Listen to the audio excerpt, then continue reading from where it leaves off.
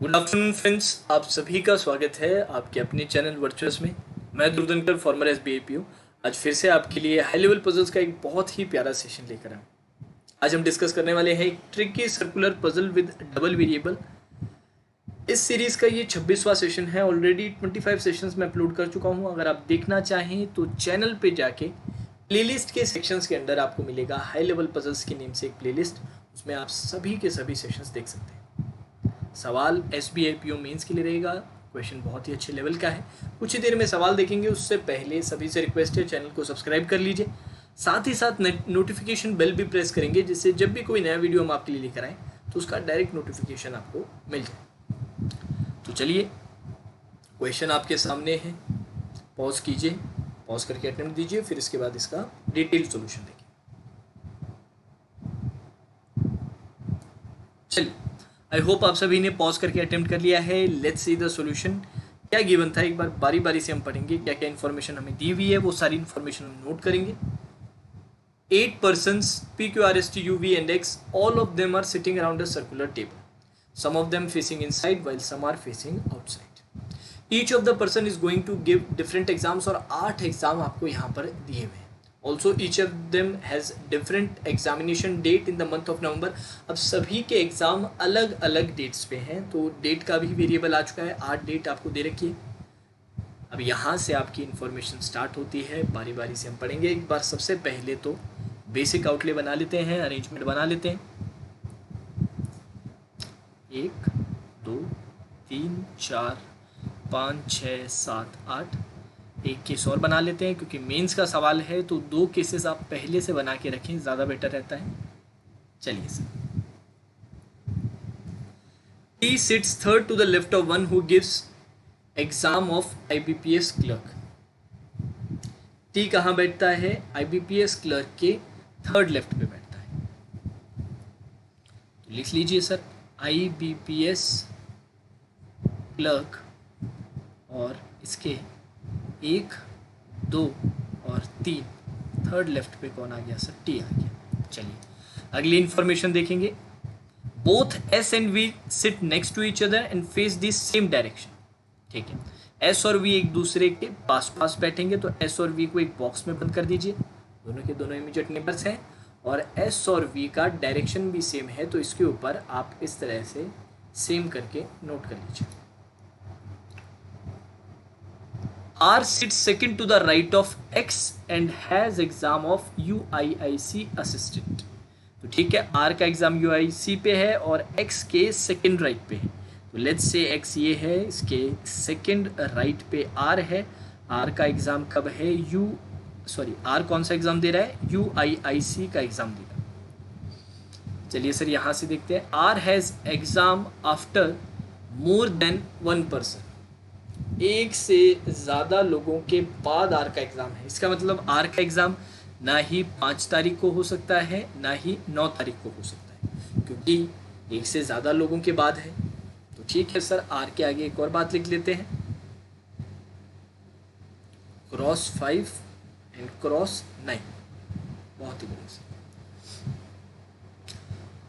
U has exam on the date which is an odd one and multiple of 5।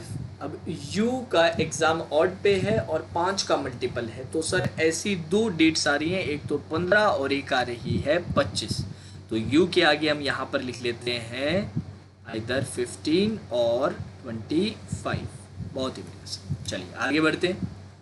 The one who has exam of OICL AO has exam on a date which is a prime numbered but not 5। तो OICL का exam कब है? Prime number पे है, पर 5 नहीं होनी चाहिए। 5 को छोड़ के प्राइम कौन सा है सर? सिर्फ एक ही प्राइम है सर, वो है 17। तो OICL का एग्जैक्ट आपको डेट पता चल चुका है। इस तरह से लिख लीजिए OICL और उसके सामने क्या आ जाएगा सर? 17 आ जाएगा। बहुत ही बढ़िया, आगे बढ़ते हैं।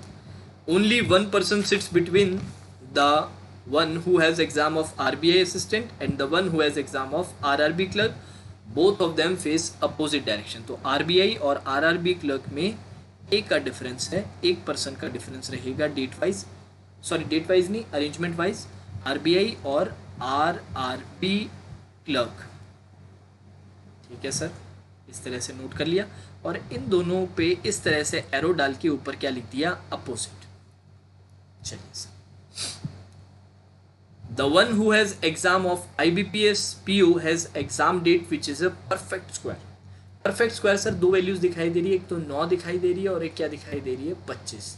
तो सर आपका जो IBPS PO का जो था एग्जाम वो कब होगा सर, या तो 9 को होगा या फिर 25 को होगा। IBPS PO 9 और 25। चलिए सर आगे बढ़े। T has exam on even date. T का एग्जाम कब रहता है, इवन डेट पे। अब इवन डेट यहाँ पर कौन कौन सी है सर, सिर्फ 12 और 28 ही सर आपके पास इवन डेट है। सिर्फ कौन कौन सी है, या तो 12 है या फिर क्या है, 28 है। ठीक है सर, टी के सामने लिख लीजिए 12/28। आराम आराम से समझा रहा हूँ, ज़रूरी नहीं है कि आपको भी इतना धीरे ही सारी इन्फॉर्मेशन नोट करने की ज़रूरत है। थोड़ी सी अपनी रीडिंग स्पीड आप बढ़ा लेंगे तो इस इन्फॉर्मेशन को आप बहुत जल्दी नोट डाउन कर सकते हैं। चलिए आगे बढ़ते हैं। P's immediate neighbour has exam date which is a square of the exam date of P. हाँ जी, ये इन्फॉर्मेशन बहुत इंपॉर्टेंट है, बारी बारी से एक बार इसको समझने की कोशिश करते हैं। पी का जो इमीडिएट नेबर है उसकी जो एग्ज़ाम डेट है वो किसकी स्क्वायर है, पी की। तो सर दो डेट्स आ रही है, पी की डेट और उसका जो स्क्वायर हो वो ऊपर गिवन डेट्स में मिले। तो सर ऐसी कॉम्बिनेशन कहाँ पर है, सर ऐसी कॉम्बिनेशन 5 और 25 की ही है कि 5 का स्क्वायर करो और आगे 25 की भी डेट आपको गिवन डेट्स में मिल जाए। तो सर इससे सबसे पहली बात तो ये पता चली है कि सर पी की डेट क्या है, सर पी की डेट है 5। दूसरी बात ये पता चली है कि सर पी का जो नेबर है, पी का जो नेबर है उसकी डेट कितनी है सर, 25 है। तो पी 25 करके ऐसे बंद कर दिया। बहुत ही बढ़िया सर, आगे बढ़ते हैं। Q is facing outside the centre and gives exam after maximum number of person. Sir अब सीधा सीधा अरेंजमेंट में क्यू को रख लेते हैं, क्योंकि Q is facing outside the centre. इस तरह से आप रख सकते हैं, बिल्कुल रख सकते हैं। अब क्यू मैक्सिमम स्टूडेंट्स के बाद एग्जाम देता है, मतलब लास्ट डेट पे देता है। सर लास्ट डेट क्या है, 28। तो क्यू की डेट कितनी आ जाएगी सर, क्यू की डेट आपकी आ जाएगी 28। क्यू की डेट आ जाएगी 28। अब सर क्यू की 28 आ गई तो टी की डेट फाइनलाइज होगी। टी के दो कॉम्बिनेशन आ रहे थे ना, 12 और 28। अब क्यू की डेट अगर 28 है तो टी की डेट कितनी आ जाएगी सर, 12 आ जाएगी। बहुत ही बढ़िया सर, तो इसको 12 लिख लेते हैं सिर्फ। आगे बढ़े। X faces T and T has exam of RRB clerk. X किसको फेस करता है, टी को। अब सर ये भी एक बहुत इंपॉर्टेंट इंफॉर्मेशन है। एक्स फेसेस टी और टी का एग्जाम है RRB क्लर्क। वैसे सर इससे भी आप स्टार्ट कर सकते थे। ऐसा करते हैं, एक और मेरे को बहुत अच्छी इन्फॉर्मेशन मिली है।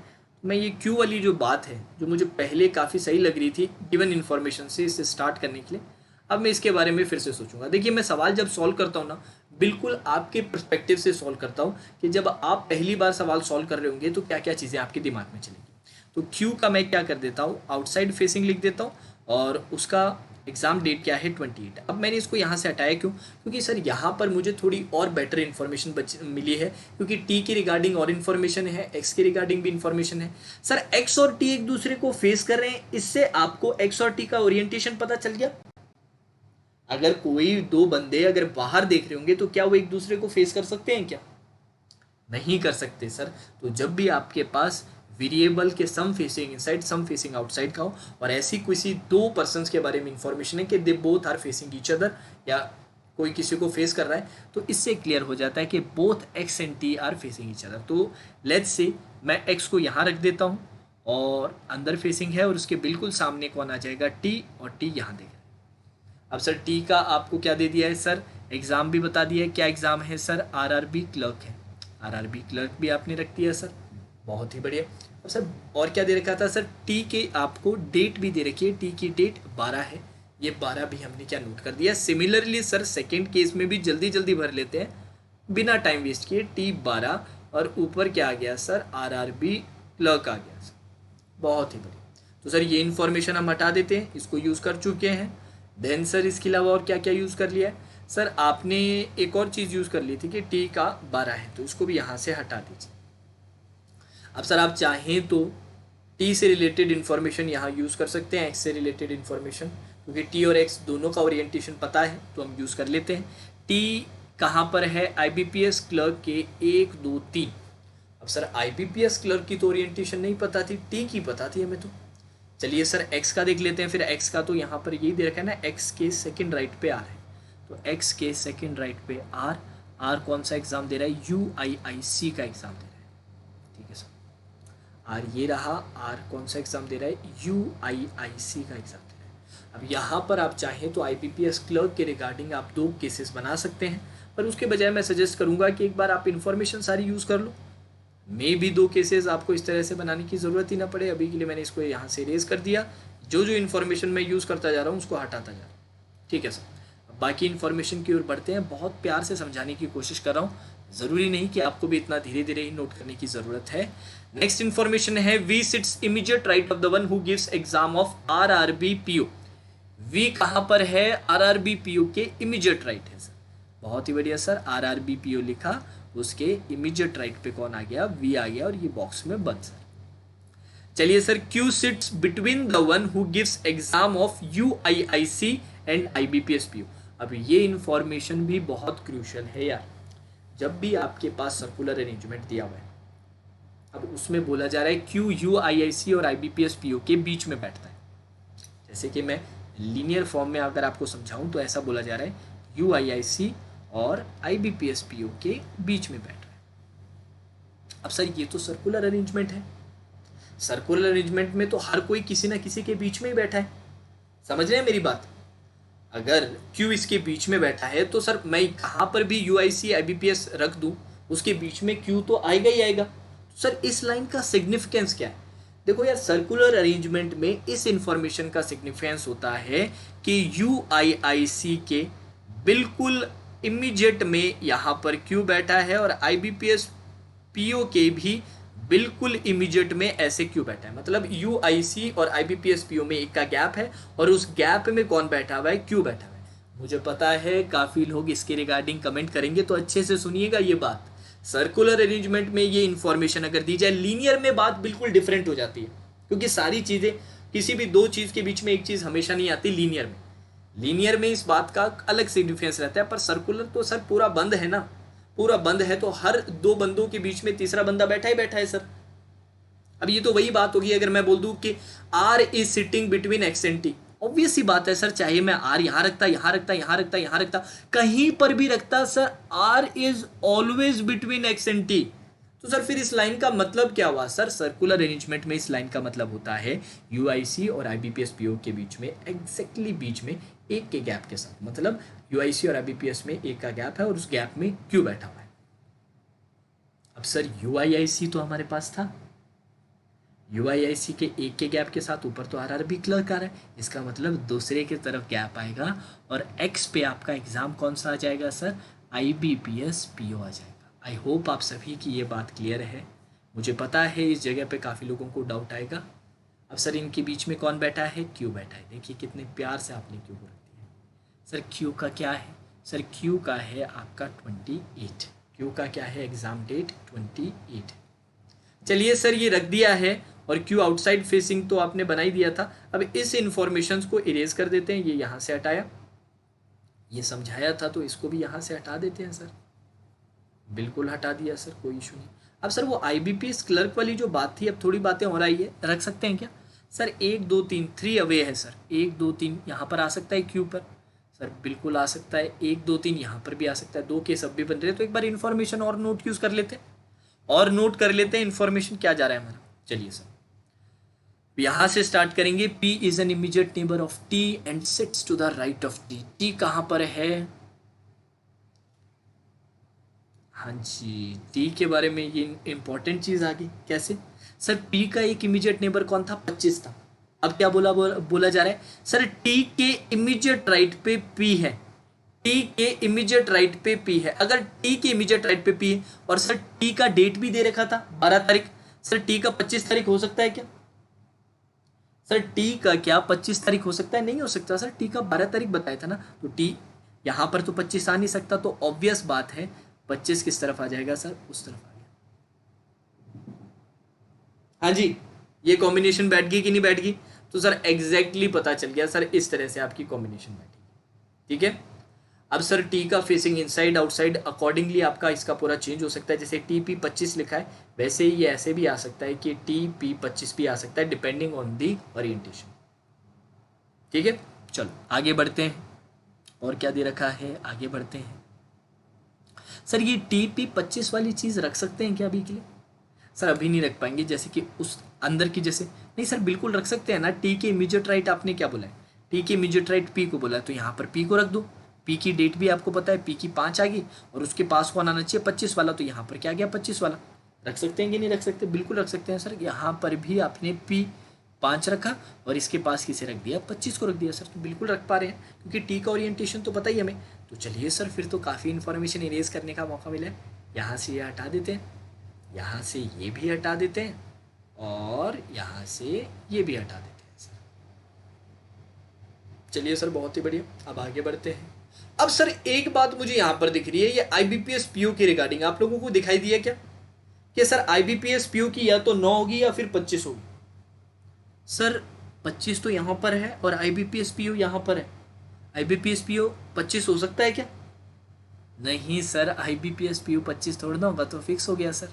IBPS PO का डेट क्या आ गया सर 9 आ गया, मतलब X का डेट कितना आ गया सर 9 आ गया। तो चलिए इसको भी इरेज कर देते हैं फटाफट से। हटा दिया सर, इसको भी हटा दिया, बहुत ही बढ़िया किया सर। अब और क्या क्या चीज़ें आपकी बैठ सकती हैं सर? U15 और 25 हो सकता है, तो यहाँ पर भी U आ सकता है, किसी और जगह पे भी U आ सकता है। तो केसेस बन रहे हैं, तो सर केस तो हम सारी इन्फॉर्मेशन नोट कर लें, उसके बाद ही ट्राई करेंगे। Neither S nor V gives the exam of IBPS clerk. S और V दोनों के दोनों IBPS क्लर्क का एग्जाम नहीं देते हैं सर। चलिए ठीक है सर, नोट कर लिया। क्रॉस थोड़ा सा अच्छे से बना देता हूं मैं। चलो अब और क्या दे रखा था sir? The immediate left of the one whose exam date is a multiple of 6 gives exam of IBPS SO। अब अच्छे से सुनिएगा लाइन को। Immediate left of the one who has exam date as multiple of 6, तो 6 का multiple इनमें से कौन सा डेट दिखाई दे रहा है? सिर्फ एक दिखाई दे रहा है सर, कौन सा? 12। 12 को छोड़ के और कोई 6 का मल्टीपल वैल्यू दिखाई दे रहा है क्या? नहीं दिखाई दे रहा। तो सर ये 12 की यहां पर बात कर रहा है। अब 12 की जो इमीडिएट लेफ्ट है वो कौन सा एग्जाम देने वाला है सर? वो एग्जाम देने वाला है IBPS SO। यही बात बोली जा रही है। 12 के जो इमीडिएट लेफ्ट है वो कौन सा एग्जाम देगा? IBPS SO।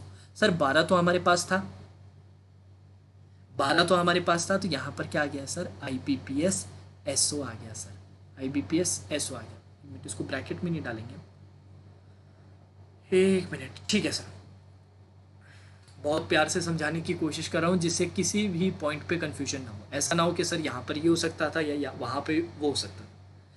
कहीं पर कुछ नहीं हो सकता, जैसे जैसे मैं बता रहा हूँ बिल्कुल वैसे ही अरेंजमेंट बनेगी। ठीक है, चलिए सर आपने अब IBPS SO भी रख दिया है। ठीक है सर, बहुत ही बढ़िया, आगे बढ़ते हैं। देन सर क्या गिवन था? फाइनल इंफॉर्मेशन है both U and R faces the same direction but opposite to S। Both कौन कौन?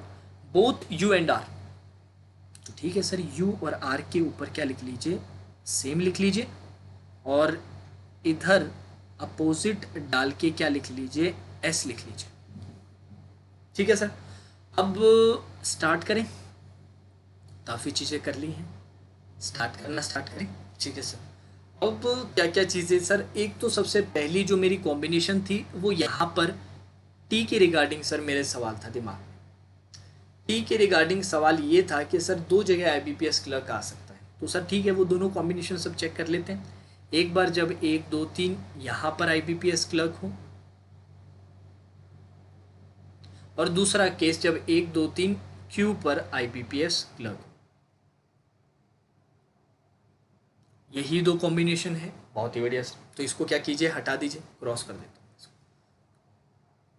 चलिए सर, अब और कौन कौन सी इंफॉर्मेशन है सर? RBI और RRB क्लर्क में एक का गैप बता रखा है सर, और दोनों अपोजिट फेसिंग।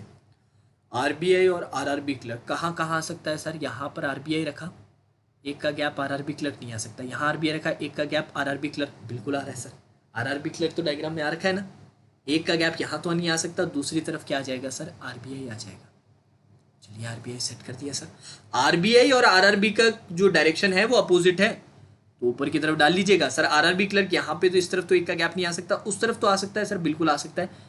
यहाँ पर सर आरबीआई डाल लीजिएगा, अंदर लिखा है, इसको क्या कर दीजिए, बाहर की तरफ कर दीजिए। चलिए सर ये भी बाहर, ये भी बाहर हो गया। काफ़ी चीज़ें भर चुके हैं सर, ध्यान दो तो, काफ़ी चीज़ें हम भर चुके हैं। तो एक बार बारी बारी से चीज़ें देखना स्टार्ट करते हैं। अब चलिए सर केस 1 में एक बार देख लेते हैं, क्योंकि केस 1 में बोला गया था एस और वी दोनों पे ही आईबीपीएस क्लर्क नहीं आएगा, ना यहाँ पे एस आएगा ना यहाँ पे वी आएगा। अब एस और वी के लिए सर एक और बहुत मज़ेदार बात ये बोल रखी थी कि एस और वी का डायरेक्शन भी सेम है, और एस और वी क्या है, पड़ोसी है। बड़ी इंफॉर्मेशन है इतनी अरेंजमेंट डालने के बाद।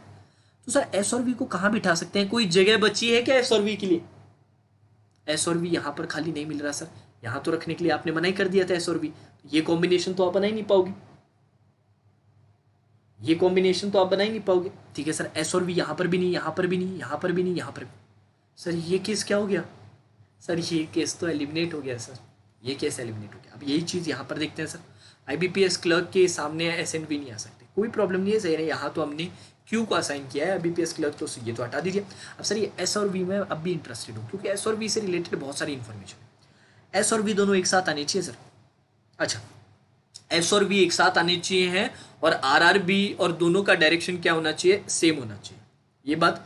और दूसरा कि सर ये वाली इन्फॉर्मेशन और यूज कर लो यार, थोड़ा आपके लिए रास्ता आसान हो जाएगा। आरआरबी पीओ की इमीडिएट राइट पे कौन आता है, वी आता है। आरआरबी पीओ की इमीडिएट राइट पे वी आता है। तो चलिए सर एस और वी के लिए जो खाली जगह है वो तो मैंने फाइनलाइज कर लिया है कि ये दोनों ही है, और कहीं पर भी लगातार दो प्लेसेस खाली नहीं है। अब एस कहां पर, वी कहां पर, ये कैसे पता चलेगा सर? दोनों जगह रख के देख लो ना, आरआरबीपीओ की इंफॉर्मेशन मत भूलना। ठीक है सर, लेट्स से मैंने कहाँ रख दिया, वी को यहाँ पर और एस को यहाँ रख दिया। अब सर आरआरबीपीओ के इमीडिएट राइट पे भी आना चाहिए। सर आरआरबीपीओ यहाँ पर भी नहीं दिख रहा, आरआरबीपीओ दोनों ही नेबर आरआरबीपीओ नहीं है, दोनों ही नेबर आरआरबीपीओ नहीं है, तो वी यहाँ बिठा सकते हो क्या? अरे आरआरबीपीओ के इमीडिएट राइट पे वी आना चाहिए था ना, तो कम से कम एक नेबर तो वी का आरआरबीपीओ हो। सर एक भी नेबर नहीं है, तो सर ये वाला केस आपका गलत है। तो इसका मतलब कोई बात नहीं सर, एक पॉसिबिलिटी इसमें और थी कि, एक पॉसिबिलिटी मेरे पास और थी कि मैं वी को यहाँ रखूँ और एस को यहाँ रख दूँ। अब सर आरआरबीपीओ की इमीडिएट राइट कैसे हो सकता है सर? यहाँ पर भी आरआरबीपीओ आ सकता है, यहाँ पर भी। अब सर एस और वी की डायरेक्शन देख लेना, वो बहुत इंपॉर्टेंट है, दोनों सेम है। ये बाहर है तो ये भी क्या हो जाएगा, बाहर। ठीक है सर। अब सर और क्या चीज़ें बता रखी थी, और क्या क्या चीज़ें बता रखी थी सर? OICL का 17 है सर। OICL 17 कहाँ पर सेट हो सकता है, एक बार ये बताओ। ये आरआरबी को एक बार सेट करो, उससे पहले एक बार OICL वाली इंफॉर्मेशन यूज़ कर लो, ज़्यादा आसान रहेगी। सर OICL 17 यहाँ पर तो सेट नहीं हो सकता, यहाँ पर भी नहीं, यहाँ पर भी नहीं, यहाँ पर भी नहीं, कहीं पर नहीं सर, सिर्फ एस पे हो पा रहा है सर। सर कहीं सेट नहीं हो पा रहा है, यहाँ पर हुआ है। अब यहाँ पर OICL रखने का फ़ायदा क्या हुआ सर? ये आरआरबीपीओ की जो दो चीज़ें आपके दिमाग में चल रही थी ना, कि एस पे रखूँ या पी पे रखूँ, अब ये क्लियर हो गया, क्योंकि एस पे तो OICL आ गया, ऑब्वियस बात है। तो इसका मतलब आरआरबीपीओ कहाँ जाएगा सर, पी के ऊपर। अब इसके इमीडिएट राइट पे वी है, तो P must be facing inside, तभी इमीडिएट राइट पे आएगा। बिल्कुल सही है सर, तो इसको हटा दीजिए। अब सर ये यू और आर की जो बातें थी वो चेक कर लीजिए। अब सर यू के लिए जगह कहाँ बच गई, सिर्फ एक जगह बची है, यहाँ पर क्या आ गया आपका, यू आ गया। यहाँ पर क्या आ गया सर, आपका यू आ गया। ठीक है सर, चलिए कोई बात नहीं, कोई बात नहीं, 1 मिनट के लिए रुक जाइए। यू को यहाँ रख दिया। अब सर यू और आर की डायरेक्शन सेम है, और एस के अपोजिट है। एस की कहाँ थी सर, एस बाहर था, तो यू और आर कहाँ जाएंगे सर, अंदर आ जाएंगे। आगे कि नहीं आगे, बिल्कुल 100% आगे सर, बिल्कुल 100% आगे। अब सर आपने सारे के सारे पर्सन बिठा लिए हैं सर, एग्ज़ाम्स आपके सारे कंप्लीट हो चुके हैं, एग्ज़ाम्स भी सारे कंप्लीट हो गए सर। अब सर डेट्स बची है, डेट्स कौन कौन सी डेट्स बची है सर? सर डेट्स में एक तो सर बची है आपकी 15 बची है, जहाँ तक मुझे दिखाई दे रहा है 15 बची है सिर्फ, और कोई बची है क्या? और सर 21 बची है। अब सर यू की इन्फॉर्मेशन थी 15 और 25 में से, सर 25 तो आपने वी को असाइन कर दिया था, तो यू के लिए एक इन्फॉर्मेशन बचती है कि सर यू के पास कौन सी डेट आएगी, 15 आ जाएगी, क्योंकि 15 और 25 में से एक आना चाहिए था। अब सर और क्या बच गया सर? आर के पास 5 और 9 नहीं आनी चाहिए थी सर, आर के लिए सिर्फ एक ही बची है 21, कोई प्रॉब्लम नहीं है सर, आर पे रख दीजिए 21, और ये आपका अरेंजमेंट कंप्लीट। हाँ जी, अरेंजमेंट कंप्लीट। 2 केसेस में पूरा का पूरा डायग्राम बना दिया है। अच्छे से सवाल देखिएगा। पीओ मेंस का सवाल था, बहुत ही प्यारा सवाल था। हमारी कैंडिडेट हैं, मेरे एक बहुत ही प्यारे स्टूडेंट हैं नितिन, उन्होंने सेंड किया था। और आई होप नितिन आपने सवाल अच्छे से देख लिया है, जो भी आपके डाउट्स थे वो क्लियर थे। बाकी लोगों के साथ इसलिए शेयर किया क्योंकि सवाल मुझे बहुत पसंद है। ठीक है, अब जाने से पहले 2-3 बातें सुन जाओ। अगर सोल्यूशन में मज़ा आया हो तो 2-3 बातें सुन जाओ।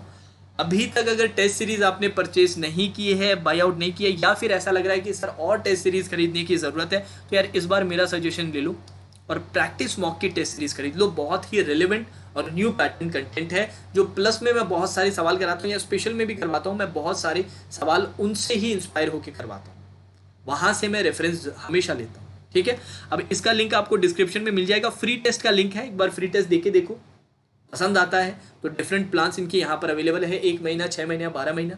रेट्स भी बिल्कुल रीजनेबल रेट्स हैं यहाँ। अच्छे से तैयारी करो, मॉक्स बहुत इंपॉर्टेंट रहते हैं। पता कैसे चलेगा कि तैयारी अच्छी है खराब? सर मॉक्स से ही पता चलेगा। फिर मॉक्स को अच्छे से एनालाइज करना कि कहाँ कहाँ वीकर सेक्शन है, उन पर काम करना, और काम करने के बाद अगला मॉक देना और कोशिश करना बेटर स्कोर करना। ठीक है, तो लिंक आपको डिस्क्रिप्शन में मिल जाएगा, लिंक से आप देख लीजिएगा। इसके अलावा करंट अफेयर्स का अभी तक कुछ भी सोर्स नहीं पकड़ में आ रहा है। सोच रहे हो कि सर कहाँ कहाँ देखे, कभी इधर घूम रहे हो कभी उधर घूम रहे हो, कहीं जाने की ज़रूरत नहीं है यार। अफेयर्स क्लाउड का एनुअल सब्सक्रिप्शन ले लो फटाफट से, एनुअल सब्सक्रिप्शन ले लो। इसके बाद और कहीं पर भी जाने की ज़रूरत नहीं है, कहीं पर भी जाने की ज़रूरत नहीं है। मात्र 315 रुपये में पूरा साल का एनुअल सब्सक्रिप्शन आपको मिल जाएगा और कोई सोर्स की ज़रूरत नहीं पड़ेगी। इसका लिंक भी डिस्क्रिप्शन में है, क्लिक कीजिएगा, 2020 प्लान सेलेक्ट कीजिएगा। प्रोमो कोड आप हमारा यूज़ कीजिएगा, प्रोमो कोड आप हमारा वर्चुअस यूज़ कीजिएगा और फाइनल पेमेंट आपका पड़ेगा 315 रुपये का। अब करंट अफेयर्स कितना इंपॉर्टेंट है मैं बार बार रिपीट करता हूँ, प्लस की क्लासेस में, यूट्यूब के सेशन में, यहाँ पर भी आपके साथ मैं रिपीट करता हूँ कि यार मेंस में अच्छा स्कोर करना चाहते हो ना, स्पेशली पीओ की तैयारी कर रहे हो तो मेंस के मार्क्स बहुत ज़्यादा इंपॉर्टेंट हो जाते हैं। मेंस में जितना ज़्यादा स्कोर करोगे उतना ज़्यादा बेटर रहेगा। ठीक है, तो ये बहुत इंपॉर्टेंट सेक्शन है, इसको निगलेक्ट मत करो। ये स्कोरिंग है, अगर आप अच्छे से इसको तैयार करते हो उसके लिए एनुअल सब्सक्रिप्शन ले लीजिए। लिंक आपको डिस्क्रिप्शन में मिल जाएगा। प्रोमो कोड यूज़ कीजिएगा वर्चुअस और फाइनल पेमेंट मिलेगी मात्र ओनली 315 रुपीज़। ठीक है, तो चलिए दोस्तों आज के सेशन में फिर इतना ही। Now that's all for today's session. Have a great day.